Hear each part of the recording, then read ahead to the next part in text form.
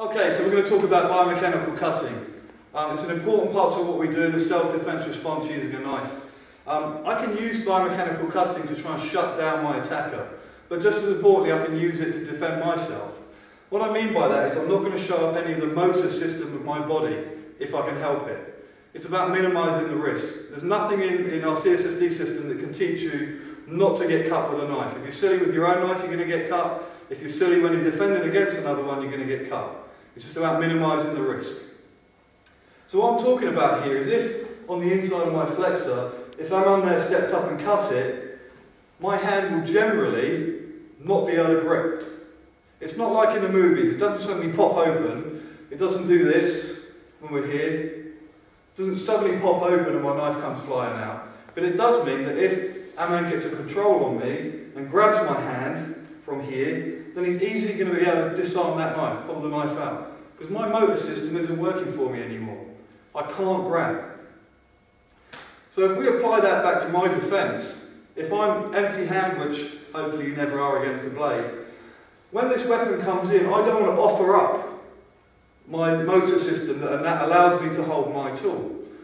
What's important from here is when it comes in, I might offer up the outside of my hand. I'm still getting cut. I've told you already, I can't teach you anything that won't stop you getting cut, but we've got no major arteries on the outside of our body. We've got the opener ligaments on the inside, not the closing system. So even if I'm cut on the inside and I have my tool there on the outside, if he cuts me, I can still hang on to my tool. I can't actually let go of it. So I'm in a better position if I'm swinging around and trying to thrust still. So biomechanical cutting is really important to us when we use the knife and also when we're defending against it. I'm just going to put my knife away and just show you how we can apply it sensibly to reduce our risk if we're faced with a knife and we're empty-handed. If a man comes in with a blade there, I'm going to offer up the parts of my body that I can afford to get cut on. I don't want to get cut, but I'm not going to lose my mobility or my dexterity. So how I can use this is from here. Even if I'm going to do one of the techniques that we see in other systems, I'm not going to immediately go in and put my hand in the mixer. Bram, who's my instructor, always says to us, don't put your hand in the blender. This is the blender spinning around. If I put my hand in there, I'm going to lose fingers. So generally, if I can, what I want to do is if that's spinning around, I want to get my tool in there.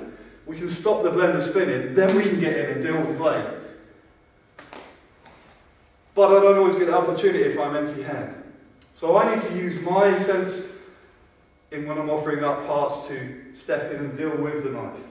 Okay? So if Aman gives me a number one position here, I can pass through, I can control the knife and we can cut.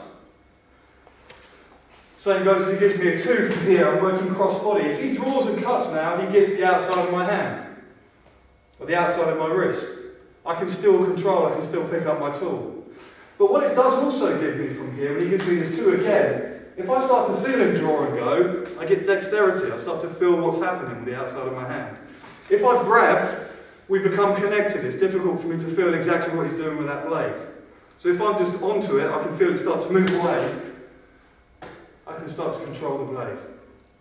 The same goes with the low thrust from here. If I'm blocking against the low thrust, I don't do this. He's going to draw and take me. He's going to cut. I've lost the mobility in my hand now, the dexterity. So as that thrust comes in, I can block. If he thrusts again from here,